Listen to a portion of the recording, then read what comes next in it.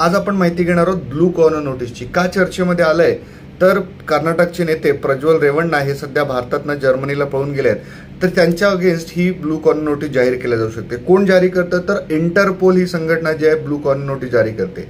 आंतरराष्ट्रीय पातळीवरती गुन्हेगारी रोखण्यासाठी इंटरपोल संघटना कार्य करते आणि या संस्थेमार्फत ब्लू कॉर्नर नोटीस काढली जाते.